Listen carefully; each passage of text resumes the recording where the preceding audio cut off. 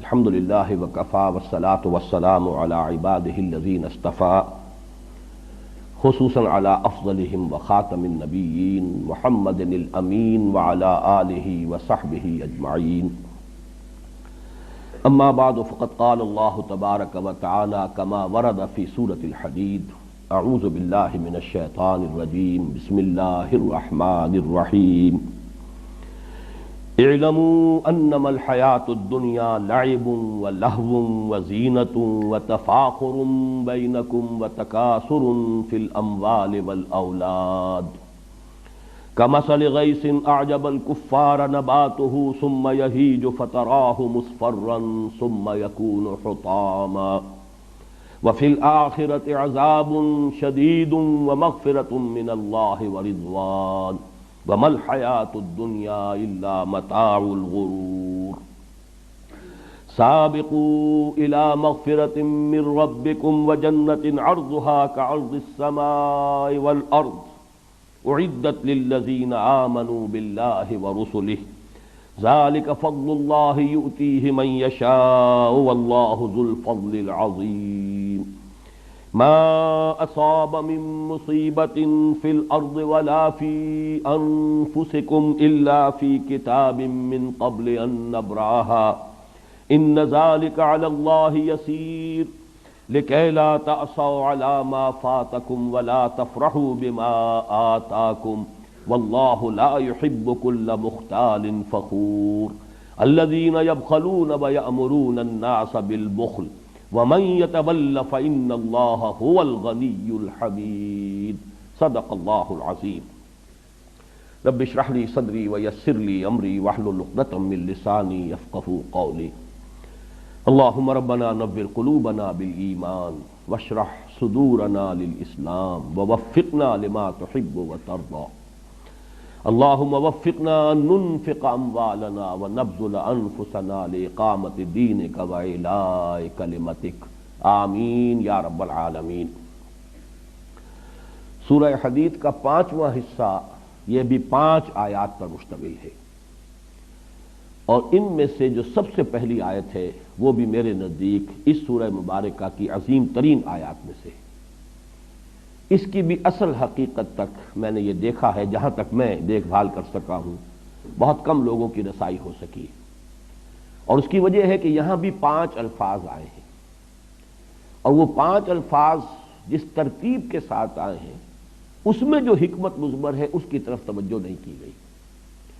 یہ مضمون کہ دنیا کی زندگی جو ہے کھیل ہے، تماشا ہے، اور یہ دھوکے کی ٹٹی ہے، اس اعتبار سے کہ اگر دنیا مطلوب و مقصود بن جائے اور آخرت سے غافل کر دے فما الحیاۃ الدنیا الا متاع الغرور، دنیا کی زندگی پھر دھوکے کا سامان ہے، دھوکے کے سامان کے سوا کچھ نہیں۔ آپ کو اپنی اصل منزل، اپنا اصل گھر، اپنا اصل وطن بھول گیا۔ کوئی شخص آ کر کسی غریب الوطنی کی کیفیت میں کسی جگہ گیا ہے حالت مساورت میں اور اپنا گھر بھول جائے تو معلوم ہوا کہ وہ بہت ہی بد نصیب ہے۔ تو دنیا اگر اس طریقے سے اپنے اندر کسی انسان کو جذب کر لے، متوجہ کر لے کہ اصل جو اس کی زندگی ہے، جیسا کہ سورہ عنکبوت میں ہم پڑھ چکے ہیں کہ دنیا کی زندگی تو وما هذه الحیاۃ الدنیا الا لہو ولعب وان الدار الاخرۃ لہی الحیوان لو کانوا یعلمون، یہ دنیا کی زندگی تو کھیل کود اور تماشے کے سوا کچھ بھی نہیں ہے۔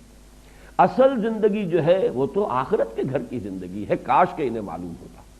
تو اگر تو حیات دنیاوی اس معنی میں انسان کو آخرت سے غافل کر دے تو اس سے بڑا دھوکے کا سامان کوئی نہیں۔ اس معنی میں بہت سی جگہوں پر قرآن مجید میں یہ مضمون آیا ہے، بلکہ لہو و لعب یا لعب اور لہو دونوں ترکیبوں کے ساتھ، پہلے لہو اور پھر لعب، یا پہلے لعب اور پھر لہو، دونوں ترتیبوں کے ساتھ یہ کئی مرتبہ قرآن مجید میں یہ مضمون آیا ہے۔ لیکن جس شان سے یہاں آیا ہے اور پھر اس پر جو اضافہ ہے، اس پر میں پھر عرض کر رہا ہوں کہ میں سمجھتا ہوں کہ یہ قلت تدبری ہے کہ لوگوں نے غور نہیں کیا کہ یہ الفاظ آ رہے ہیں کس ربط کے ساتھ آ رہے ہیں۔ جان لو، اعلموا، یہ دوسری آیت ہے سورہ مبارکہ کی جو اس فعل امر سے شروع ہو رہی ہے۔ اعلموا ان اللہ یحیی الارض بعد موتها، وہ آیت ہم پڑھ چکے ہیں، آیت نمبر 16، اور ہم نے جو حصے کیے ہیں، جو تجزیہ کیا ہے، اس میں جو چوتھا حصہ تھا وہ جو اسی آیت سے پہلی آیت سے شروع ہو رہا ہے۔ یہاں یہ 5واں حصہ اس آیت سے شروع ہو رہا ہے اعلموا انما الحیات الدنیا لعب و لہو و زینت و تفاخر بینکم و تکاثر فی الاموال والاولاد، جان لو کہ یہ دنیا کی زندگی تو بس یہی کچھ ہے کہ کھیل ہے، کچھ لذت حاصل کرنا ہے، کچھ زینت اور بناؤ سنگھار ہے، کچھ آپس میں ایک دوسرے پر فخر کرنا ہے، اور کچھ مال اور اولاد کو زیادہ سے زیادہ حاصل کرنے کی کوشش ہے۔ یہ گویا کہ 5 جو ہے الفاظ آئے ہیں، ان 5 کو ایک طرح سے رکھ کر بھی مضمون جو ہے بیان کیا جا سکتا ہے، لیکن اس کی جو اصل عظمت ہے وہ اس میں سمجھیے کہ یہ اصل میں حیات انسانی کے 5 ادوار ہیں جو اسی ترتیب کے ساتھ آتے ہیں، ورنہ محاورے میں عام طور پر لہو و لعب کا لفظ آتا ہے، پہلے لہو اور پھر لعب، اگرچہ دوسری ترتیب بھی قرآن میں ہے، لیکن ہم جب عام اردو زبان میں بھی گفتگو کرتے ہیں یا عربی میں بھی اگر محاورے کے طور پر آئے گا تو لہو و لعب، لیکن یہاں پر ترتیب آپ دیکھیے، لعب و لہو و زینت و تفاخر بینکم و تکاثر فی الاموال والاولاد۔ انسانی زندگی کے یہ 5 ادوار ہیں۔ پہلا دور وہ ہے جب کہ زندگی صرف کھیل سے عبارت ہے، کوئی فکر نہیں، کوئی تشویش نہیں، کوئی اندیشہ نہیں، اپنے کھانے پینے کی فکر نہیں، وہ والدین کے ذمے ہے، بھوک لگے گی ماں کھلائے گی پلائے گی۔ بچے کے لیے زندگی صرف کھیل ہے، الا یہ کہ تکلیف ہو تو رو لے گا، کوئی احتیاج ہے تو بھی منہ بسورے گا اور وہ والدین جو ہے ان کو اپنی طرف متوجہ کرے گا، باقی اسے کسی اور شے سے کوئی فکر نہیں۔ اور یہ کھیل ابھی خالص معصومانہ کھیل ہوتا ہے، اس میں کوئی وہ جس کو سینشول گریٹیفیکیشن کہا جاتا ہے، کوئی تلذذ نہیں ہوتا، وہ کھیل ہے، معصومانہ کھیل۔ زندگی جو ہے اس وقت عمر کے اس دور میں سوائے اس سے کوئی اور شے جو ہے ان کے ذہن میں نہیں، ان کی سوچ کا، ان کے سارے فکر کا جو مرکز ہے وہ کھیل۔ اعلموا انما الحیات الدنیا لعب۔ اس کے بعد ایک سٹیج آتی ہے جسے آج کل آپ کہتے ہیں ٹین ایجر سٹیج، یہ نہایت خطرناک دور ہوتا ہے انسانی زندگی کا۔ اب یہاں کھیل صرف کھیل نہیں رہ جاتا، اس میں کچھ نہ کچھ تلذذ شامل ہوتا ہے، کوئی سینشول گریٹیفیکیشن آتی ہے۔ اسی عمر میں پھر جو ہے آدمی بہت سی غلط قسم کی آوارگیوں کے اندر بھی مبتلا ہو جاتا ہے۔ یہ دوسرا مرحلہ لہو، یہ لعب کے بعد لہو ہے۔ اب یہ صرف معصوم کھیل نہیں ہے بلکہ اس میں کچھ اور ایلیمنٹ بھی شامل ہو جاتا ہے۔ تیسری سٹیج آتی ہے زینہ، بناؤ سنگھار۔ یہ جب بھی کوئی 18 19 20 برس کا کوئی سجیلا جوان ہوگا یا اسی طریقے سے خاص طور پر لڑکیاں ہوں گی، ان کے لیے جو ہے سب سے زیادہ جو چیز ان کے ذہن پر سوار ہوتی ہے یہ کہ بالکل جو بھی فیشن کے مطابق لباس ہونا چاہیے، فیشن کے مطابق جو ہے وضع قطع ہونی چاہیے۔ اب اگر تنگ جو ہے موری کی پینٹس کا رواج ہو گیا ہے تو وہ جو ہے کسی طریقے سے بھی وہ چوڑے موری والا جو ہے وہ پینٹ پہننے کو تیار نہیں ہوگا، اور اگر کوئی رواج ہو گیا ہے چوڑے قسم کے پائچوں والی پتلون کا تو وہ دوسری نہیں پہنے گا۔ اس میں بناؤ سنگھار زینت، یہی گویا کہ ان کی سوچ، ان کے فکر، ان کی ساری جو احساسات ہیں، ان کی ساری نفسیات کے اندر سب سے نمایاں شے یہ ہو جاتی ہے۔ چوتھا دور آتا ہے وہ تفاخر بینکم۔ اب یہ دور ہے اصل میں کہ جس کو آپ کہیں گے کہ 25 تقریباً عمر سے لے کر اور 35 40 کی عمر تک، اس میں اصل شے ہوتی تفاخر۔ اب یہ ہے کہ انسان جو ہے فخر میں ایک دوسرے میں آگے نکل جائے۔ فخر مختلف چیزوں پر ہوگا، وہ فخر علم پر بھی ہو سکتا ہے، وہ فخر اپنے زہد اور عبادت گزاری پر بھی ہو سکتا ہے، وہ فخر دولت پر ہو سکتا ہے، مال پر ہو سکتا ہے۔ جیسے کہ آپ کو معلوم ہے پٹھانوں کے ہاں یہ بات مشہور ہے کہ اب اگر جو بھی ان کا مد مقابل ہے اس کے گھر پہ اگر کار آ گئی ہے نئے ماڈل کی تو اب پٹھان چاہے اپنی زمین گروی رکھے چاہے کچھ کرے، بہرحال اسی ماڈل کی یا اس سے بھی بہتر کار، اس سے بڑے سائز کی کار جب تک اس کے دروازے پر نہیں آئے گی اسے چین نہیں آئے گی۔ یہ ایک دور ہوتا ہے تفاخر بین، اپنی نسل پر ہے، عصبیت پر ہے، اپنی قبائلی جو برتری ہے اس کا احساس ہو رہا ہے۔ یہ ہے تفاخر بینکم۔ 40 برس کے بعد جب عمر ڈھلنی شروع ہوتی ہے، تکاثر فی الاموال والاولاد، اب انسان کو کثرت کی فکر ہو جاتی ہے، زیادہ سے زیادہ مال جمع ہو جائے۔ بلکہ میں یہ الفاظ استعمال کرتا رہا ہوں کہ تفاخر کے دور میں آدمی مونچھ اونچی رکھتا ہے، کچھ بھی ہو جائے مونچھ نیچی نہ ہو، لیکن تکاثر کے دور میں آ کر مونچھ چاہے موڑ دی جائے، پیسہ ملے، پیسہ ہے اصل شے، دولت آنی چاہیے، باقی یہ کہ ذرا مونچھ نیچی کر لی یا کچھ اور ہو گیا کوئی فکر نہیں ہے اس میں۔ پھر یہ آپ کہہ سکتے ہیں بڑا ریئلسٹ ہو جاتا ہے آدمی کہ اب یہ کیا ہم ان چیزوں کے اوپر خام خواہ جو ہے اپنی دولت ضائع کریں، پیسہ سنبھالو، دولت سامنے رکھو، اور تکاثر فی الاموال والاولاد، ویسے تو یہ کہ آج بھی کثرت اولاد جو ہے خاص طور پر جن کے جوان بیٹے ہو جائیں اس پہ اس کو یقیناً جو ہے بہت ایک تقویت حاصل ہوتی ہے۔ قبائلی زندگی میں تو اصل میں انسان کی ذاتی عزت اور وجاہت تھی ہی اس بنیاد پر۔ آج بھی آپ کی دیہاتی زندگی میں مجھے ایک لطیفہ یاد آتا ہے، میرے کلاس فیلو تھے ڈاکٹر سلیم صاحب تھے جو ایک حادثے میں، بلکہ حادثے میں کیا قتل کر دیے گئے، ایک ڈاکے میں، انہوں نے میرے ساتھ MBBS کیا تھا۔ وہ مثال دیا کرتے تھے کہ ایک شخص ان کے گاؤں میں تھا، یہیں فیصل آباد کے قریب کا گاؤں تھا، باجوہ فیملی سے متعلق تھے وہ، کہ اس کے 11 بیٹے تھے، 11 کے 11 اعلیٰ تعلیم یافتہ ہو گئے۔ اب وہ کوئی کہیں پر DC لگا ہوا ہے، کوئی کہیں پر جو ہے اس طریقے سے ہے، گاؤں میں کوئی اس کے پاس نہیں تھا۔ وہاں پر مقابلہ ہوتا تھا، جو بھی وہاں پہ لوگ ہیں، اب اس میں اس بیچارے کے ہاتھ دست و بازو نہیں ہے، بازو نہیں ہے موجود کہ جو اس کی طرف سے لڑ سکیں، مدافعت کر سکیں، تو کہا کرتا تھا کوئی میرے 11 پڑھے ہوئے لے لے، مجھے ایک ان پڑھ دے دے۔ وہ اس لیے کہ یہاں تو اصل میں جس کی لاٹھی ہے، جس کے پاس طاقت ہے، اس کی عزت ہے، گاؤں میں تو سر اٹھا کر وہ چل سکتا ہے، اور یہ میرے پڑھے لکھے جو ہیں چلے گئے سب کے سب، یہاں میرے لیے تو وہ عزت اور کسی وجاہت کی بنیاد موجود نہیں۔ تو اس حوالے سے جانیے، اور خاص طور پر چونکہ قرآن مجید نازل ہو رہا ہے خاص اس قبائلی جو پس منظر ہے اس میں جو اولین مخاطب لوگ ہیں وہ تو وہی تھے کہ جن کا سارا نظام قبائلی تھا۔ تو تکاثر فی الاموال والاولاد، یہ میں نے اتنی وضاحت اس لیے کی ہے کہ آج کی دنیا میں تو برتھ کنٹرول اور فیملی پلاننگ کا معاملہ ہے، لیکن یہ ہے کہ جو اصل جو فطرت سے قریب تر معاشرہ جو ہوتا تھا، اور اب بھی جو ہوگا آپ دیہات کے اندر جا کر دیکھیں گے تو وہاں تو اصل میں تکاثر فی الاموال والاولاد، یہ دونوں کو دونوں ساتھ جانے والی چیزیں ہیں۔ تو یہ ہے در حقیقت یہ 5 الفاظ کے مابین جو ربط ہے، اور اصل بات جو بتائی جا رہی ہے وہ یہ ہے کہ یہ زندگی تو ان ادوار میں سے ہو کر لامحالہ گزرے گی، بچپن بھی آئے گا، پھر جوانی بھی آئے گی، نوجوانی کا دور آئے گا، پھر بڑی قوت والی زندگی کا دور آئے گا، پھر ادھیڑ عمر کا بھی مرحلے کو انسان آئے گا، اور پھر بڑھاپا بھی آئے گا۔ ان میں سے کسی کو بھی آپ روک نہیں سکتے، یہ تو گویا کہ وقت کی رفتار ہے کہ جس کا روکنا ممکن نہیں ہے۔ البتہ آخرت سے اب تقابل کیا گیا، وَفِي الْآخِرَةِ عَذَابٌ شَدِيدٌ وَمَغْفِرَةٌ مِّنَ اللَّهِ وَرِضْوَانٌ۔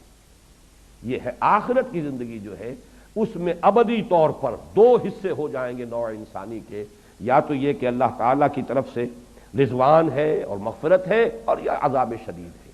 در حقیقت یہاں پر وہی معاملہ جو ہے وَمَا الْحَيَاةُ الدُّنْيَا إِلَّا مَتَاعُ الْغُرُورِ، اس کو ایمفیسائز کرنے کے لیے کہ یہ دنیا کی زندگی اگر اس نے تمہیں اپنے اندر گم کر دیا، جیسے کہ اقبال نے کہا ہے کہ کافر کی یہ پہچان کے آفاق میں گم ہے، اور مومن کی یہ پہچان کے گم اس میں ہے آفاق۔ رہو یہاں، بازار سے گزرا ہوں، خریدار نہیں ہوں، جان لو کن فی الدنیا کانک غریب و عابر سبیل، یہ بات سامنے رہے کہ تمہارا گھر نہیں ہے، یہ منزل نہیں ہے، یہاں ہمیشہ نہیں رہنا ہے، تم راہ چلتے مسافر ہو۔ مالی ولی دنیا، جیسا کہ حضور نے فرمایا مجھے تمہاری اس دنیا سے کیا سروکار، انما مثلی کا مسافر استظل تحت راکب استظل تحت شجرۃ ثم راح فترکھا، میری مثال اس دنیا کے ساتھ ایسی ہے جیسے کوئی سوار جو ہے، گھڑ سوار یا اونٹنی پر سوار، وہ تھوڑی دیر کے لیے کسی درخت کے سائے میں آرام کے لیے رکتا ہے، وہ درخت اس کا گھر نہیں ہے، اس کا وطن نہیں ہے، اس کی منزل نہیں ہے، پھر وہ جاتا ہے اپنا راستہ لیتا ہے، بس اتنی سی دیر کے لیے قیام گاہ سمجھو اس دنیا کو، اس سے زیادہ نہیں۔ مالی ولی دنیا انما مثلی کا راکب استظل تحت شجرۃ ثم راح فترکھا۔ تو یہ ہے اصل میں دنیا کا معاملہ، کن فی الدنیا کانک غریب و عابر سبیل۔ اب دیکھیے تشبیہ جو دی گئی ہے، لیکن تشبیہ سے پہلے یہ نقطہ نوٹ کر لیجئے کہ یہ جو 5ویں چیز جو بیان کی گئی ہے یہاں، تکاثر فی الاموال والاولاد، اس کی تکمیل آپ کیجئے سورہ تکاثر سے، الہاکم التکاثر حتی زرتم المقابر۔ یہ تکاثر ختم نہیں ہوتا یہاں تک کہ انسان قبر تک جا پہنچتا ہے۔ یہ وہ بڑی عظیم حقیقت ہے کہ انسان کے پاس چاہے دولت کے انبار ہو، اتنی بھی دولت ہو کہ کئی نسلوں کے بارے میں اطمینان ہو، آگے کئی پشتیں کھا سکتی ہیں آرام سے بیٹھ کر، لیکن بہتات جو دولت کی بہتات کی طلب ہے وہ ختم نہیں ہوتی۔ صاف نظر آ رہا ہے کہ ایک شخص جو ہے قبر میں پاؤں ڈالے ہوئے، قبر میں جو ہے پاؤں لٹکائے ہوئے بیٹھا ہے، لیکن دولت کی بہتات، وہ جو حرص ہے اس کی، الہاکم التکاثر حتی زرتم المقابر، وہی ہے یہ تکاثر در حقیقت۔ اعلموا انما الحیات الدنیا لعب، لعب اگرچہ کہا گیا کھیل، مراد کیا ہے؟ وہ بچپن کی زندگی کا دور، ولہو اس کے بعد وہ نوجوانی کا دور، وزینت جوانی کا دور، وَتَفَاخُرٌ بَيْنَكُمْ، وہ جوانی اپنی پوری شدت کو، شباب اپنی پوری طاقت کو آ رہا ہے۔ اس کے بعد ڈھلوان شروع ہوئی، وَتَكَاثُرٌ فِي الْأَمْوَالِ وَالْأَوْلَادِ۔ اب تمثیل پر غور کیجئے، کَمَثَلِ غَيْثٍ أَعْجَبَ الْكُفَّارَ نَبَاتُهُ ثُمَّ يَهِيجُ فَتَرَاهُ مُصْفَرًّا ثُمَّ يَكُونُ حُطَامًا۔ یہ وہی سائیکل، انسانی زندگی کا یہ سائیکل ہے۔ بچپن ہے، پھر اس کے بعد نوجوانی ہے، جوانی ہے، پوری طاقت کو پہنچنا ہے، شدت کو پہنچنا ہے، حتی اذا بلغ اشدہ، اور پھر اس کے بعد بڑھاپا ہے، ادھیڑ عمر ہے، بڑھاپا ہے۔ اسی طریقے سے یہ ایک نباتاتی سائیکل چل رہا ہے۔ کمثل غیث، جیسے مثال ہے بارش کی۔ اعجب الکفار نباتہ، یہاں پہ کفار کے لفظ کو اس کفر کے ساتھ اب سمجھ لیجئے۔ کفر کے لغوی معنی میں نے آپ کو بتایا تھے، دبا دینا، چھپا دینا، اور یہاں تقریباً اجماع ہے مفسرین کا، یہاں کفار سے مراد وہ کافر نہیں ہے کہ جو اللہ کا انکار کریں، یا رسول کا، یا آخرت کا، یا قیامت کا، یا قرآن کا۔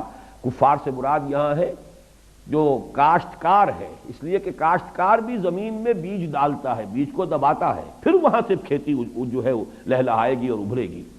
تو کمثل غیث، جیسے زراع کا لفظ آیا ہے سورہ فتح کے آخر میں، زراع یعجب الزراع، جس کو کہ جب بارش ہوتی ہے اور کھیتی جو ہے اپنی سوئی نکالتی ہے اور وہ چھوٹی چھوٹی سی پتیاں سامنے نمودار ہوتی ہے، تو کاشتکار کا دل باغ باغ ہو جاتا ہے۔ وہاں پر بھی یہ لفظ آیا تو فرمایا کمثل غیث اعجب الکفار نباتہ، بارش سے جو نباتات کا جو ظہور ہوا اس سے وہ کاشتکار کا دل باغ باغ ہو جاتا ہے۔ ثم یہیج، پھر وہ اپنی پوری قوت پر آتی ہے وہ کھیتی۔ حاجہ یہیجو جو ہے یہ آتا ہے کسی چیز کے جوش مارنے کے لیے، چنانچہ کہا جاتا ہے حاجت دم، خون نے جوش مارا۔ حاج الفحل، نر اونٹ جو تھا وہ جوش میں آیا، بفر گیا۔ حیجت یا حیجت الشر والحرب والبعیر، کسی شے کو جوش دلانا، یہ حیج یحیج تحییجن آتا ہے۔ اسی کو نوٹ کیجئے کہ ایک لفظ اردو میں مستعمل ہے، اس کا مادہ ہیجان، ہیجان کی کیفیت، ہیجانی کیفیت۔ یہ حاجہ یہیجو سے لفظ ہیجان ہے، یہ جو ہماری ادبی جو لٹریری اردو ہے بہرحال اس کے اندر بہت معروف ہے۔ تو یہاں فرمایا کہ کھیتی ظاہر ہوئی، بارش ہوئی تھی، اب آپ نے دیکھا کہ اس کے بعد ہریاول جو ہے، سبزہ جو ہے معلوم ہوتا ہے کہ اس جو بالکل بے آب و گیاہ ریت پڑا ہوا تھا، بے آب و گیاہ مٹی تھی، اس کے اندر اب سبزہ نمودار ہو گیا۔ پھر اس کے بعد ثم یہیج، پھر وہ فصل جو ہے لہلہاتی ہے، اپنی پوری قوت کو آتی ہے، جوش مارتی ہے۔ فتراہ مصفرا، پھر تم دیکھتے ہو زرد پڑ گئی۔ کچھ دیر کے بعد اب وہ چاہے گھاس بھی تھی، وہ کچھ عرصے کے بعد وہ گھاس جو ہے وہ زرد پڑ جائے گی۔ کھیتی بھی جب پختگی کو آتی ہے، اب جیسے کہ گیہوں کی فصل ہے، شروع میں تو وہ بڑا ہریالی کا منظر نظر آئے گا، لیکن جب فصل پکنے پہ آئے گی ثم تراہ فتراہ مصفرا، تو تم اس کو دیکھتے ہو کہ اب وہ زرد پڑ گئی ہے۔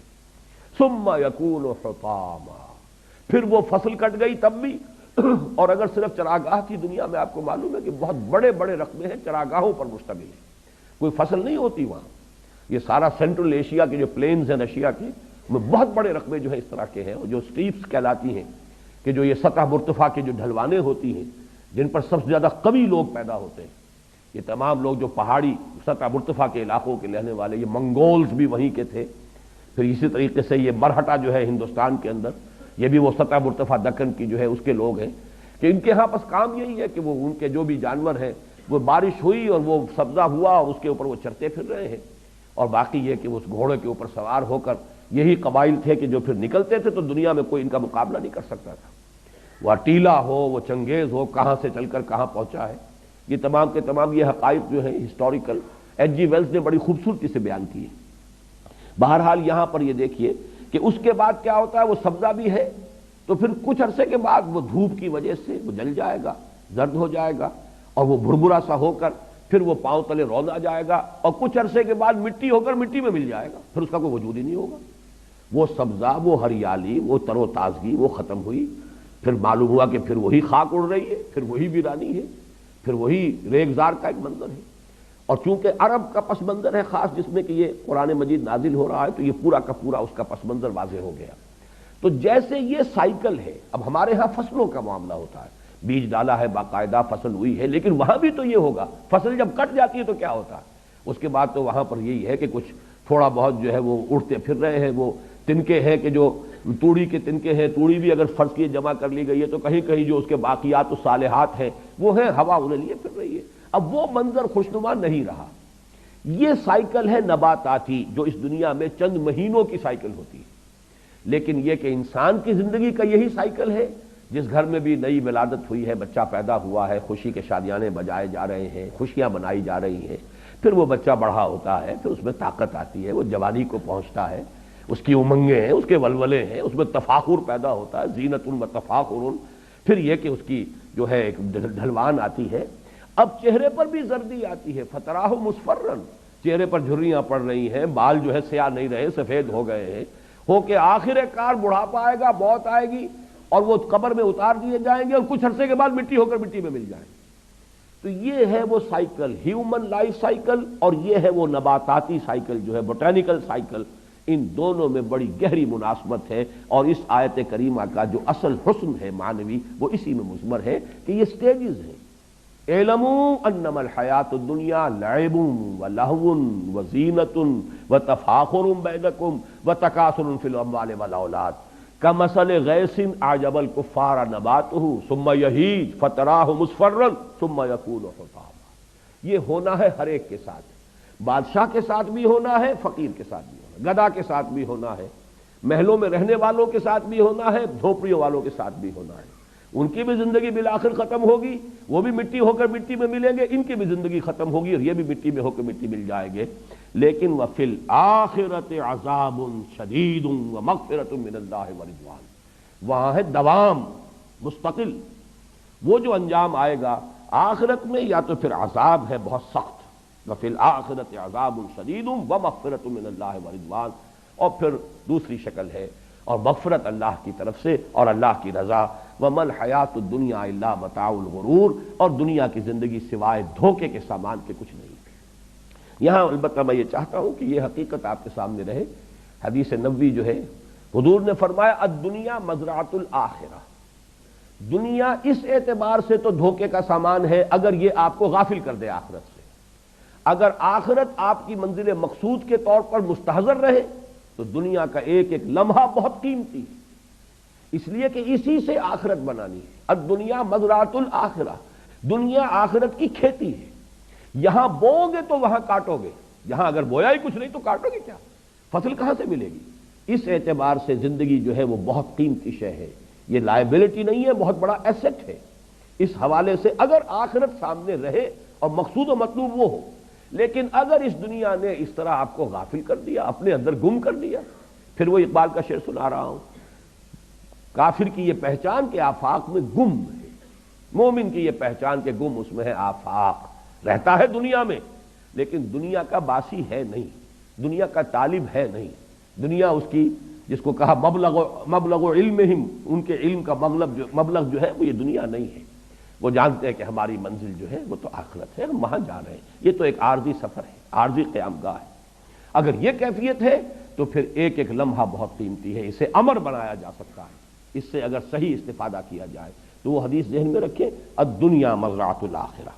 اب اگر یہ حقیقت واضح ہو گئی تو اب فرمایا سابقوا الی مغفرۃ من ربکم وجنۃ عرضھا کعرض السماء والارض۔ سابقوا باب مفاعلہ سے ہے مسابقت، سبقہ آگے بڑھ جانا، استبقہ آگے نکلنے کی کوشش کرنا، یہ باب استفعال ہو جائے گا، استباق، لیکن باب مفاعلہ مسابقت، دوڑ لگانا، ایک دوسرے سے آگے نکلنے کی کوشش کرنا۔ یہ لفظ بہت اہم ہے کہ تم دنیا کے طالب بن جاتے ہو تو دنیا میں ایک دوسرے سے آگے نکلنے کی کوشش کرتے ہو، دولت میں آگے بڑھ جاؤ، تفاخر بینکم وتکاثر فی الاموال والاولاد۔ اب اگر آخرت منزل مقصود بن گئی تو اس کے لیے بھی دوڑ لگاؤ، اس کے لیے بھی ایک دوسرے سے آگے نکلو۔ یہ نہ ہو کہ دنیا کے لیے تو تمہاری جو ہے تمہارا جوش بھی ہے اور تمہارا خروش بھی ہے اور تمہارے اندر جو ہے حرکت بھی ہے، لیکن آخرت کہنے کو تو مطلوب و مقصود ہے، لیکن اس کے لیے بڑی قناعت ہے آخرت کی طرف سے، اس کے لیے کوئی بھاگ دوڑ اور کوئی ایک دوسرے سے آگے نکلنے کی کوشش نہیں۔ تو مسابقت جو ہے یہ فطرت انسانی کے اندر موجود ہے، جس کو آپ کہتے ہیں، ایڈلر نے کہا ہے دی ارج ٹو ڈومینیٹ، ایک دوسرے کے اوپر غالب آنے کی کوشش، ارج ٹو ڈومینیٹ یہ انسان کے اندر ہے، مسابقت کا جذبہ ہے۔ اب صرف یہ کہ آپ اس کے فیلڈ کو بدل دیجئے، مسابقت مال میں نہ کیجئے، مسابقت خیرات میں کیجئے، یہ سورہ بقرہ میں بھی آیا ہے وَلِكُلٍّ وِجْهَةٌ هُوَ مُوَلِّيهَا فَاسْتَبِقُوا الْخَيْرَاتِ۔ دیکھو ہر ایک نے کوئی نہ کوئی اپنا ہدف مقرر کیا ہوا ہے جس کی طرف وہ پیش قدمی کر رہا ہے، محنت کر رہا ہے۔ تو اے مسلمانوں، تمہارا مسابقت کا معاملہ اور استباق جو ہے تمہارا وہ ہونا چاہیے خیرات، حسنات، نیکیوں کے لیے، بھلائیوں کے لیے، انفاق میں، جہاد فی سبیل اللہ میں آگے سے آگے بڑھ کر سرفروشی کرو، آگے سے آگے بڑھ کر انفاق کرو، ایک دوسرے سے نکلنے کی کوشش کرو۔ تو دین کے معاملے میں یہ مسابقت محمود ہے، یہ ناپسندیدہ شے نہیں ہے، جس کی کہ مثالیں ہمیں صحابہ کرام میں ملتی ہیں کہ حضرت عمر فرماتے ہیں کہ غزوہ تبوک کے موقع پر جب حضور نے کہا ہے کہ بڑا کڑا وقت آ گیا ہے دین کے لیے، اب جو بھی کوئی لا سکتا ہو لے کر آئے، اور ضرورت ہے پیسے کی، مال کی، اس لیے کہ بہرحال اسلحہ فراہم کرنا ہے، سواریوں کا بندوبست کرنا ہے، رسد کا بندوبست کرنا ہے۔ تو حضرت عمر فرماتے ہیں کہ اتفاقاً اس وقت میرے پاس دولت بہت تھی۔ یہ اتفاقاً کا لفظ سمجھ لیجئے کیوں تھی؟ اس لیے کہ کاروباری آدمی جو ہوتے ہیں یہ سب تاجر تھے، عرب کے سب لوگ، مہاجرین سب کے سب تاجر تھے۔ تاجر کو ہاں یہ ہوتا ہے کہ کبھی تو جس کو آپ کہتے ہیں لیکویڈیٹی، کبھی تو وہ اتنی ہوتی ہے، کوئی اتنی رقم موجود ہے، اویلیبل ہے، ورنہ یہ کہ آپ کی رقم انویسٹڈ ہے، آپ چاہتے بھی نکالنا نہیں نکال سکتے۔ لیکن کسی وقت یہ کہ آپ کے پاس دولت جو ہے کیش کی شکل میں یا اویلیبل مال کی شکل میں موجود ہے۔ تو حضرت عمر فرماتے ہیں کہ اس وقت میرے پاس اتفاق سے دولت بہت تھی، پیسہ بہت تھا۔ میں نے سوچا اس موقع پر تو میں ابو بکر سے بازی لے ہی جاؤں گا۔ تو دیکھیے یہاں وہ مسابقت کا جذبہ ہے، لیکن مسابقت فی الخیرات، فاستبقوا الخیرات۔ تو میں نے یہ کیا کہ اپنی ساری جو بھی تھی میرے ایسٹس تھے، 2 حصے کیے، ایک حصہ لا کے حضور کے قدموں میں ڈال دیا۔ اب منتظریں دیکھیں آج کیا ہوتا ہے۔ استباق تو ہو رہا ہے، مسابقت تو ہو رہی ہے۔ حضرت ابو بکر جو لائے ہیں تو پوچھا حضور نے کہ کیا چھوڑا گھر والوں کے لیے؟ عرض کیا کچھ نہیں چھوڑا، جو کچھ تھا لیا۔ تو حضرت عمر فرماتے، اب دیکھیے یہاں پر کوانٹٹی کا ایلیمنٹ نہیں آئے گا، جو کچھ تھا لے آئے، چاہے وہ کم ہو، اس کی کوئی ہمیں اس کی تفصیل نہیں معلوم کہ کتنا کچھ لائے تھے اور حضرت عمر کتنا لائے تھے، لیکن وہ جتنا بھی لائے تھے وہ کل کا کل تھا، اور حضرت عمر جتنا بھی لائے تھے وہ نصف تھا۔ نصف تو نصف رہے گا، کل کے برابر نہیں ہو سکتا۔ تو حضرت عمر فرماتے اس روز میں نے جان لیا کہ ابو بکر سے آگے بڑھنا ممکن نہیں ہے، رضی اللہ تعالی عنہما۔ تو یہ ہے اصل میں فاستبقوا الخیرات، سابقوا، دوڑو، آگے نکلو۔ اور اس کی بڑی پیاری حدیث بھی موجود ہے، حضور نے فرمایا دیکھو دنیا میں اس کو دیکھا کرو جو تم سے پیچھے ہو، اور دین میں اس پر نگاہ رکھو جو تم سے آگے ہو۔ اس لیے کہ جو آگے ہے دین میں اس کو دیکھو گے تمہارے اندر بھی جذبہ ابھرے گا، یہ اگر اتنی کچھ کر رہا ہے میں بھی کر سکتا ہوں، میری ہی طرح کا انسان ہے۔ اور اگر جو پیچھے ہے دین میں اس کو دیکھو گے تو سمجھو گے میں جو کر رہا ہوں بہت کر رہا ہوں، اس لیے کہ اس نے تو یہ بھی نہیں کیا، میں نے تو یہ کچھ تو کر لیا، تو اس سے آپ کی ترقی رک جائے گی۔ دنیا میں اگر آگے والے کو دیکھیں گے تو آپ میں جذبہ ابھرے گا کہ آپ دنیا کمانے کے لیے اور مزید محنت کریں، پیچھے والے کو دیکھیں گے تو قناعت پیدا ہوگی۔ تو دنیا کے لیے قناعت چاہیے، اب اس کا بھی تو گزارا ہو رہا ہے، اس کے بغیر بھی تو کام چل رہا ہے، آخر وہ بھی اسی دنیا میں رہ رہا ہے، تو کیا ضروری ہے؟ جیسے کہ مرزا عبد القادر بیدل کا شعر ہے، بڑا پیارا شعر ہے کہ ہرس قانے نیست بے دل ورنہ درکار حیات آنچما درکار داریم اکثرس درکار نیست۔ یہ تو ہماری ہرس ہے کہ یہ بھی ہو وہ بھی ہو، یہ بھی ضرورت ہے اس کی بھی ضرورت ہے، ورنہ واقعہ یہ ہے کہ ہم جن چیزوں کو سمجھتے ہیں کہ یہ لازمی ہے زندگی گزارنے کے لیے، ان کی اکثریت ایسی چیزیں ہیں کہ جو اکثرش درکار نیست، وہ حقیقت میں درکار نہیں ہوتی۔ تو دنیا میں اس کو دیکھو جو تم سے پیچھے ہے، تاکہ جو بھی تمہیں حاصل ہے اس پہ قناعت پیدا ہو، شکر ادا کرو اللہ کا۔ اور دین میں اس کو دیکھو جو تم سے آگے ہے، تاکہ تمہارے اندر بھی آگے بڑھنے کا جذبہ پیدا ہو۔ سابقوا الی مغفرۃ من ربکم وجنۃ عرضها کعرض السماء والارض، اس جنت کے حصول کے لیے دوڑ لگاؤ جس کا پھیلاؤ، جس کی پہنائی آسمان اور زمین جتنی ہے۔ چنانچہ ایک دوسرے مقام پر یہ بھی آیا ہے وسارعوا، لفظ سارعوا وہاں آیا مسارعت، یہ سورہ آل عمران کی آیت نمبر 133 ہے۔ سارعوا الی مغفرۃ من ربکم وجنۃ عرضها السماوات والارض، یہاں جو لفظ عرض آیا ہے ان دونوں آیات میں، وہ ایک تو ہم لفظ عرض استعمال کرتے ہیں طول کے مقابلے میں، طول اور ہے، عرض کم ہوتا ہے، طول زیادہ ہوتا ہے، لیکن عربی زبان میں جو عرض کا لفظ آتا ہے وہ کسی شے کی وسعت کے لیے، مجرد وسعت کو ظاہر کرنے کے لیے۔ قرآن مجید میں کس مقام پر ہے یہ تو میرے ذہن میں نہیں ہے، ذو دعائن عریض، یعنی جب انسان کو کوئی تکلیف آتی ہے تو بڑی لمبی چوڑی دعائیں مانگنی شروع کر دیتا ہے، وہاں پہ کوئی طول کا لفظ علیحدہ نہیں آیا ہے، لمبی چوڑی دعائیں، ذو دعائن عریض، بڑی لمبی لمبی چوڑی چوڑی دعائیں مانگتا ہے انسان، اور جب ہماری طرف سے نعمت مل جاتی ہے تو ہمیں بھول جاتا ہے یہ یاد ہی نہیں رہتا کہ کبھی وہ ہمیں پکارتا بھی تھا، کبھی ہم سے دعائیں بھی کرتا تھا۔ تو احتیاج میں آدمی ہوتا ہے، اللہ کو پکارتا ہے۔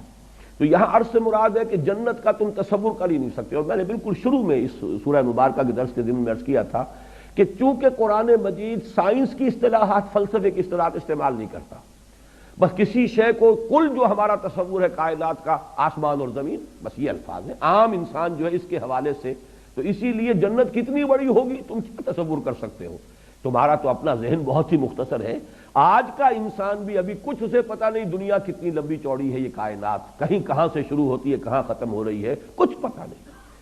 جتنی ٹیلیسکوپ بڑی ہوتی چلی جا رہی ہے اتنی کائنات بھی پھیلتی چلی جا رہی ہے۔ بہرحال کہیں کسی ٹیلیسکوپ نے آج تک یہ نہیں بتایا کہ اس جگہ پر کائنات ختم ہوتی ہے، وہاں تک ہماری جو ہے رسائی ہو گئی ہے نگاہ کی۔ تو اس اعتبار سے قرآن مجید وہ الفاظ استعمال کرتا ہے جسے عام دیہاتی، جسے عام بدو جو تھا عرب کا وہ بھی سمجھ لے۔ ارضھا کارض السماء والارض، اس جنت کی وسعت اور اس کی پہنائی تم کیا سمجھو گے؟ بس یوں سمجھو آسمانوں اور زمین جتنی، یا آسمان اور زمین جتنی۔ لیکن فرمایا اعدت للذین آمنوا باللہ ورسلہ۔ اعداد کہتے ہیں کسی چیز کو اہتمام کے ساتھ تیار کرنا۔ یہ جنت فراہم کی گئی ہے، تیار کی گئی ہے، سنواری گئی ہے پوری طریقے سے، اس کو بنایا گیا ہے کس کے لیے؟ للذین آمنوا باللہ ورسلہ، جو ایمان لائے اللہ پر اور اس کے رسولوں پر۔ اب یہ نوٹ کر لیجئے کہ اس آیت میں بھی اور 19ویں آیت میں بھی آگے کسی شے کا اضافہ نہیں کیا۔ جیسے کہ وہاں ہم نے دیکھا تھا 19ویں آیت میں کہ جس میں کہ وہ سلوک قرآنی جو ہے وہ اپنے آخری کلائمیکس کو پہنچا ہے، والذین آمنوا باللہ ورسلہ اولئک هم الصدیقون۔ اب نہ وہاں انفاق کا تذکرہ ہے، نہ وہاں پر قتال کا تذکرہ ہے، نہ اعمال صالحہ کا تذکرہ ہے، لیکن مراد کیا ہے؟ جب ایمان حقیقی معنی میں ہوگا، واقعتاً ایمان ہوگا، حقیقی ایمان ہوگا، تو یہ گویا کہ از خود مندرج ہیں وہاں پر، یہ انڈرسٹوڈ ہے۔ اس ایمان کے ساتھ انفاق بھی ہوگا، اس ایمان کے ساتھ قتال بھی ہوگا، اس ایمان کے ساتھ جہاد بھی ہوگا، اس ایمان کے ساتھ اعمال صالحہ بھی ہوں گے، اس ایمان کے ساتھ نماز، روزہ، حج اور زکوٰۃ بھی ہوں گے، یہ سب کچھ ہوں گے۔ لہذا جہاں پر بھی ایمان اب آ رہا ہے یہ نہ سمجھیے کہ مجرد ایمان کی بات ہو رہی ہے۔ اعدت للذین آمنوا باللہ ورسلہ، یہ تیار کی گئی ہے جنت، اس کو آراستہ پیراستہ کیا گیا ہے ان لوگوں کے لیے جو اللہ پر اور اس کے رسولوں پر حقیقتاً ایمان رکھنے والے ہیں۔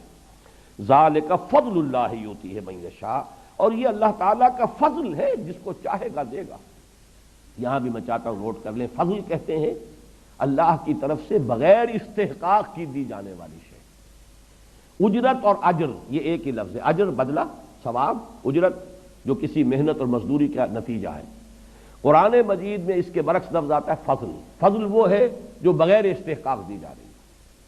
تو یہ جان لیجئے کہ قرآن کا بھی تصور یہ ہے کہ جہاں بھی جنت کا تذکرہ آتا ہے فضل ہے اللہ کا، یعنی یہ کہ کوئی انسان مجرد اپنے عمل کے ذریعے سے جنت کا مستحق نہیں بن سکتا جب تک کہ فضل خداوندی اس کی دستگیری نہ کرے۔ چنانچہ یہ حدیث بھی ہے اور متفق علیہ حدیث ہے، صحیح بخاری صحیح مسلم دونوں میں حضرت ابو ہریرہ رضی اللہ تعالی عنہ سے یہ روایت ہے، ان ابی ہریرہ رضی اللہ عنہ قال قال رسول اللہ صلی اللہ علیہ وسلم لن يدخل احدا منکم عملہ الجنہ، اور یہ حضور فرما رہے ہیں صحابہ سے، تم میں سے کسی کا عمل اسے جنت میں داخل نہیں کر سکے گا۔ لن يدخل احدا منکم عملہ الجنہ، تم میں سے کسی کا بھی عمل اسے جنت میں داخل نہیں کر سکے گا۔ قالوا ولا انت، یہ میں بارہا کہا کرتا ہوں کہ جس کو بھی اللہ نے اس وقت یہ توفیق دی، بڑی جرت سے کا مظاہرہ کرتے ہوئے حضور سے پوچھ لیا، حضور کیا آپ کا بھی معاملہ یہی ہے؟ کیا آپ بھی جنت میں محض اپنے عمل سے کی بنا پر داخل نہیں ہوں گے؟ فرمایا قال ولا انا الا ان يتغمدني الله منه بفضل ورحمہ، میں بھی مجرد اپنے عمل کی بنیاد پر نہیں بلکہ الا یہ کہ اللہ تعالیٰ اپنے فضل اور رحمت سے مجھے ڈھانپ لے، اپنے فضل اور رحمت کے سے ڈھانپ لے گا تو جنت میں داخلہ ہو۔ اب یہ ایک انتہائی بات ہے جو حضور نے اپنے بارے میں فرما دی، لیکن بات سمجھانی یہ ہے کہ کبھی بھی اپنا استحقاق نہ سمجھیے جنت، اپنی امکانی حد تک کام کر کے پھر بھی فضل خداوندی کا ہی یہ معاملہ جو ہوگا، جیسے کہ اہل جنت کا ترانہ نقل ہوا، جب جنت میں داخل ہوں گے تو کہیں گے الحمدللہ الذی ہدانا لہذا، اس اللہ کا شکر ہے جس نے اسے ہمیں یہاں تک پہنچا دیا، اس نے پہنچایا۔ وما كنا لنهتدي لولا ان هدانا اللہ، اور ہم ہرگز یہاں نہ پہنچ پاتے اگر اللہ ہی ہمیں نہ پہنچاتے۔ تو یہ لفظ فضل کے حوالے سے اس بات کو نوٹ کر لیجئے، ذالک فضل اللہ یؤتیہ من یشاء واللہ ذو الفضل العظیم، اللہ بہت بڑے فضل کا مالک ہے۔ اب اس کے بعد جو آیات ہیں اگرچہ تعداد میں کئی ہیں لیکن مجھے ابھی اس کو بیان کرنا ہے، یہ ایک مضمون ہے جو اس سے پہلے سورہ تغابن میں بڑی وضاحت سے آ چکا ہے۔ یہاں اگرچہ لفظاً زیادہ تفصیل ہے، وہاں معنن کم الفاظ میں یہ بات آ چکی ہے، تفصیل میں وہاں بیان کر چکا ہوں۔ اس دنیا کی زندگی میں انسان بہت متاثر ہوتا ہے حوادث، آفات جو ہے سماوی بھی ہوتے ہیں، بڑے پیمانے پر آ جاتے ہیں، بڑا زلزلہ آ گیا، ہزاروں انسان جو ہے اس میں ختم ہو گئے، مکان دھس گئے، یا سیلاب آ گیا جو ہمارے ہاں پچھلے دنوں بھی آیا تھا، کتنے لوگ ہیں اس سیلاب کے اندر گھر گھروں بہ گئے، گھر ختم ہو گئے، لوگ ڈوب گئے، فصلیں کتنی بڑے بڑے رقبے کے اوپر کھڑی ہوئی تباہ و برباد ہو گئی، یا کسی انسان کے اپنے اندر کوئی بیماری آ گئی اچانک بیٹھے بٹھائے، کوئی خیال ہی نہیں تھا، معلوم ہوا کینسر ہے، معلوم ہوا کہ یہ تو فلاں چیز ہے، ہارٹ جو ہے اتنے پرسنٹ بلاکڈ ہے۔ تو یہ ساری چیزیں اچانک آتی ہیں انسان پر۔ تو حوادث چاہے وہ ذاتی طور پر آ رہے ہوں، بیٹھے بٹھائے کوئی انسان کسی مقدمے میں پھنس گیا ہے، خواہ ایسے ہی لوگ لپٹ جاتے ہیں بغیر کسی اس کے کہ کوئی ان کا اپنا ارادہ ہو، اور یہ کہ اس کی وجہ سے پریشانی ہو رہی ہے۔ تو ما اصاب من مصیبت فی الارض ولا فی انفسکم، نہیں نازل ہوتی کوئی نازل ہونے والی، لفظ مصیبہ جو ہے یہ تو نازل ہونے والی شے، پڑھنے والی شے، اصابہ یصیبو، اصابہ یصیبو سے مصیبن، یہ گویا کہ اس میں فاعل ہے، مصیبت مؤنث ہو گیا، پڑھنے والی شے، جو بھی کیفیت مجھ پر یا آپ پر وارد ہوتی ہے، چاہے وہ اچھی ہو، چاہے بری ہو، چاہے تکلیف دہ ہو، چاہے مسرت بخش ہو، جہاں تک لغوی تعلق ہے اس لفظ کا وہ ساری چیزیں اس میں شامل ہو جائیں گی۔ تمام حوادث، تمام واقعات جو بھی ہم پر کیفیات وارد ہوتی ہیں وہ سب کی سب اس میں آ جائیں گی۔ لیکن عام طور پر یہ لفظ جو ہے استعمال ہوتا ہے تکلیف دہ چیزوں کے لیے، ناگوار چیزوں کے لیے، ناپسندیدہ چیزوں کے لیے۔ ما اصاب من مصیبت فی الارض ولا فی انفسکم، یہاں تفصیل کر دی گئی۔ مصیبتیں دو قسم کی ہیں، یا تو زمین میں نازل ہوئی، بڑے پیمانے پر ہوئی، سماوی یا آفاقی کوئی مصیبت آئی ہے، ولا فی انفسکم، نہ تمہاری اپنی جانوں میں کوئی تکلیف ہے، بیماری ہے، کوئی اور عارضہ ہے، کوئی حادثہ ہو گیا ہے، اس میں آدمی کا کوئی عضو جو ہے وہ کٹ گیا ہے، کوئی اور مسئلہ ہوا ہے، الا فی کتاب من قبل ان نبرأھا، مگر یہ کہ وہ ایک کتاب میں موجود ہے اس سے پہلے کہ ہم اسے ظاہر کریں، ہم اس کو وجود میں لائیں، ہم اس کو خلعت وجود سے سرفراز کریں۔ اب چونکہ فلسفہ وجود سے متعلق بحث ہم کر چکے ہیں پہلے حصے میں بہت زیادہ، تو یہاں میں چاہتا ہوں کہ ذرا یہ نبرا کے حوالے سے بھی بات سمجھ لیں۔ اللہ تعالیٰ کا ایک اسم گرامی ہے الباری، الخالق الباری المصور، وہ جو گلدستہ قرآن مجید میں 16-17 اسماء جو ایک جگہ آئے ہیں 3 آیات میں، اسی میں یہ الباری بھی آیا ہے۔ تیسری آیت کے اندر پھر یہ هو اللہ الخالق الباری المصور له الاسماء الحسنى، تو اللہ تعالیٰ کی یہ شان ہے کہ وہ باری ہے۔ باری کے معنی کیا ہے؟ عام طور پر جب خالق کے ساتھ لفظ باری آتا ہے تو اکثر لوگوں نے اس کا یہ نقشہ پیش کیا ہے کہ خلق کہتے ہیں ذہنی طور پر کسی شے کی منصوبہ بندی، نقشہ بنا دینا، اور پھر یہ کہ باری ہے پھر اس کو پوری طریقے سے ظاہر ایک شکل جو ہے اس کو عطا کر دینا، اور یہ ہوتا ہے ہر ہماری انسانی تخلیق میں بھی یہ ہوگا۔ کوئی مصور ہے، اس کے ذہن میں پہلے خاکہ بن جاتا ہے، پھر وہ اسے صفحہ کرتاس پر لاتا ہے یا جو بھی اس کا کینوس ہے اس کے اوپر اس کو اتارتا ہے۔ کوئی موجد ہے، اس کے ذہن میں پہلے ایجاد کا نقشہ وجود میں آ جاتا ہے، پھر وہ عملاً جو ہے اس کا خروج جو ہے باہر ہوتا ہے۔ اور باری کے لفظ میں یہ اصولی طور پر یہ بات موجود ہے، برا یبرأ، کسی شے سے علیحدہ ہو جانا، میں تم سے بری ہوں، برات، تبرع، یہ سب کی سب چیزیں کیا ہیں؟ علیحدہ ہو جانا۔ تو در حقیقت اللہ تعالیٰ کی تخلیق کے بارے میں بھی فلاسفہ نے اس کے یہ 2 مراحل بیان کیے ہیں کہ ایک ہے کسی شے کا وجود علمی جو اللہ کے اپنے علم میں تھا، شے ہمیشہ سے تھی، وہ اللہ کے علم میں تھی، اس کا خارجی وجود نہیں تھا، اب وہ وجود میں آئی ہے خارجی طور پر، تو یہ ہے برا یبرأ، اور اس کے حوالے سے اللہ تعالیٰ باری ہے۔ جو بھی حوادث اس کائنات میں آنے والے ہیں علم خداوندی میں تو پہلے سے موجود ہیں، وہ عالم ما کان ما یکون ہے، جو ہونے والا ہے، جو ہوا ہے، سب اس کے علم میں ہے۔ تو اس کا گویا کہ جہاں تک وجود علمی کا تعلق ہے وہ تو ہر شے ہمیشہ سے ہے، اللہ کی ذات کے ساتھ اس کا علم، جیسے اللہ کی ذات قدیم ہے ایسے ہی اس کی صفات قدیم ہے، تو اس کا علم بھی قدیم ہے۔ ہر شے کا ایک وجود علمی جو ہے وہ اللہ کی ذات کے ساتھ پہلے سے قائم تھا، اس کو کہا گیا الا فی کتاب، کتاب سے مراد ہے اللہ تعالیٰ کا علم۔ تو اللہ کے علم میں وہ شے پہلے سے موجود تھی. پھر من قبل ان نبرأہا، اب گویا کہ یہ وہاں سے ظاہر ہو رہی ہے. اس کو اگر ذرا اس پر بہت زیادہ قیاس تو نہ کیجیے گا. علامہ اقبال کا ایک بہت اونچا شعر ہے، وہ میں آپ کو سنا رہا ہوں. بضمیرت آرمیدم تو بجوش خود نمائی، بکنارہ برفگندی در آب دار خود را. اے اللہ، میں تو تیرے اندر، تیرے وجود کے اندر بڑے آرام سے تھا. کیا مانی؟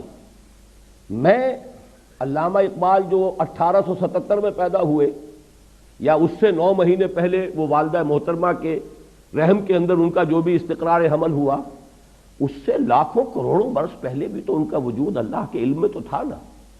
کیا اللہ کو معلوم نہیں تھا؟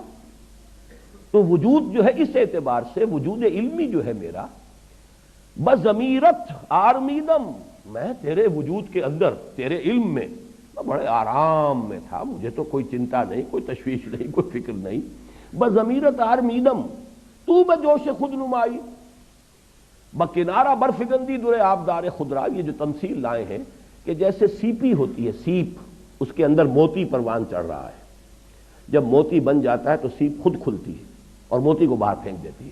گویا کہ اس کے وجود میں جو ایک قیمتی شے پروان چڑھ رہی تھی، اب وہ اس کا ظہور چاہتی ہے نا. وہ اگر سیپی کے اندر ہی وہ موتی گم رہے تو ظاہر بات ہے اس کا حسن کس نے دیکھا؟ جنگل میں مور ناچا کس نے دیکھا؟ اس سیپی کے اندر اعلیٰ سے اعلیٰ، قیمتی سے قیمتی موتی جو ہے وہ پڑا ہوا ہے، تو کس نے دیکھا؟ کون اس کے حسن کی تعریف کرے گا؟ تو سیپی خود کھلتی ہے اور کھل کر اور اس میں سے وہ موتی باہر نکلتا ہے، جسے پھر ہمارے غواص جو ہیں وہ جا کر سمندر کی تہہ سے نکال کے لاتے ہیں. تو تو نے خود سیپی کی طرح مجھے اپنے وجود سے باہر، یعنی میرا وجود مادی جو ہے، جو اس وقت میں شیخ محمد اقبال، علامہ ڈاکٹر شیخ محمد اقبال ولد شیخ نور محمد کے نام سے جو میں اس دنیا میں اس وقت ہوں، تو یہ تو اصل میں تو نے اپنی خلاقی کے ظہور کے لیے اس کائنات کو پیدا کیا. جیسے کہ وہ حدیث ہے کہ کنت کنزا مخفیا فاحببت ان اعرف فخلقت الخلق. تو اس طریقے سے اس پورے فلسفے کو سمجھ لیجئے. لفظ برا کے حوالے سے یہ پوری حقیقت واضح ہو جائے گی. بدقسمتی سے ان چیزوں پر غور کا حق ادا نہیں کیا گیا. تو من قبل ان نبراہا، اس سے پہلے کہ ہم اسے ظاہر کریں، اسے وجود بخشیں، یہ تمام چیزیں ہمارے علم قدیم میں موجود تھیں. ان ذالک علی اللہ یسیر، یہ تمہیں تو بڑی مشکل بات معلوم ہوگی کہ ساری چیزیں ہی کسی کے علم میں ہو، لیکن تم اللہ کی صفت، جیسے اللہ کے وجود اور ذات کو نہیں سمجھ سکتے، اس کی صفات کو بھی نہیں جان سکتے. واقعہ یہ ہے، جیسا کہ میں شروع میں عرض کر چکا ہوں، صفات کی کیفیت اور کمیت دونوں ہمارے احاطہ ذہنی سے خارج ہے. ان ذالک علی اللہ یسیر، یہ اللہ کی بات ہو رہی ہے، تمہاری بات نہیں ہو رہی. یہ اللہ پر بہت آسان ہے. لیکن لا تاسوا علی ما فاتکم، نتیجہ یہ ہے جو نکالنا ہے، تاکہ تم افسوس نہ کیا کرو اس پر جو تمہارے ہاتھ سے جاتا رہے. یہ اللہ کی طرف سے حوادث آتے ہیں امتحان کے لیے. تکلیف آ جائے صبر کرو، اللہ کچھ دے دے اس کا شکر ادا کرو. لیکن لا تاسوا علی ما فاتکم، یہ نہیں فاتا فوت ہو جانا، یہ تو اردو میں بھی مستعمل ہے. اب فوت ہونا اس معنی میں کوئی موقع تھا ہاتھ سے نکل گیا، کوئی اور شے تھی آپ کے ہاتھ سے جاتی رہی، کوئی آپ کا عزیز فوت ہو گیا، کوئی بچہ ہے آپ کے سامنے دم توڑ رہا ہے اور آپ بہرحال اس کو کچھ نہیں کہہ سکتے. وَنَحْنُ أَقْرَبُ إِلَيْهِ مِنْكُمْ وَلَٰكِن لَا تُبْصِرُونَ، تمہاری نگاہوں کے سامنے ہم لے جاتے ہیں تمہارے محبوبوں کو اور تم کچھ نہیں کر سکتے، دیکھ رہے ہوتے ہو. تو یہ ہے کہ یہ فوت کوئی ہو جائے تو اس پر بھی افسوس نہ کیا کرو. اللہ کی طرف سے گئی کہاں ہے وہ شے؟ اسی کائنات میں ہے. حالت تبدیل ہوئی ہے، اللہ نے تمہارے امتحان کے لیے ایک صورت پیدا کر دی ہے. لیکن لا تاسوا علی ما فاتکم ولا تفرحوا بما آتاکم، جو کچھ اللہ دے دے اس پر اترایا نہ کرو، اس لیے کہ یہ بھی امتحان کے لیے ہے، یہ بھی بغرض آزمائش ہے. دولت دی ہے تو حساب بھی تو دینا ہوگا. جس کے پاس دولت زیادہ ہے اس کا حساب بہت بھاری ہو جائے گا. جیسے کہ آج کل انکم ٹیکس کے معاملات ہوتے ہیں، زیادہ دولت مندوں کو زیادہ فکر ہوگی انکم ٹیکس کی. اب جن کا جو ہے گزران جو بھی ہے وہ ہینڈ ٹو ماؤتھ جسے آپ کہتے ہیں، ان سے کیا سروکار ہے کسی انکم ٹیکس انسپیکٹر کو یا آفیسر کو؟ تو معلوم ہے کہ وہاں جب حساب دینا ہوگا تو وہاں پتہ چلے گا کہ دنیا کا ایک ایک پیسہ جو ہے، اسی لیے بیلنس شیٹس جب بنتی ہیں تو کیپٹل کو لائبلٹیز کے کھاتے میں ڈالتے ہیں. یہ لائبلٹی ہے، you have to account for it. تمہیں بتانا ہوگا کہ تمہارے پاس یہ سرمایہ تھا، تم نے کیا کیا ہے. تو یہ تو وہ جو 5 سوال بتائے گئے ہیں، لن تزول قدم ابن آدم حتی یسأل عن 5 عن عمرہ فیما افناہ وعن شبابہ فیما ابلاہ وعن مالہ من این اکتسبہ وفیما انفقہ وعما عمل فیما علمہ. تو معلوم ہوا جو چیز اللہ دے دے اس پر اتراؤ نہ، جو اللہ چھین لے اس پر غم نہ کرو، افسوس نہ کرو۔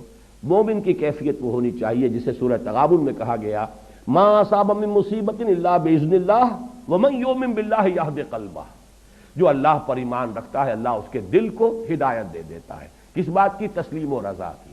اللہ کی مرضی تھی، اللہ کا فیصلہ تھا، اسی میں میرے لیے خیر ہوگا، چاہے وہ خیر مجھے نظر آئے یا نہ آئے۔ بارک اللہ لی ولکم فی القرآن العظیم ونفعنی وإیاکم بالآیات والذکر الحکیم۔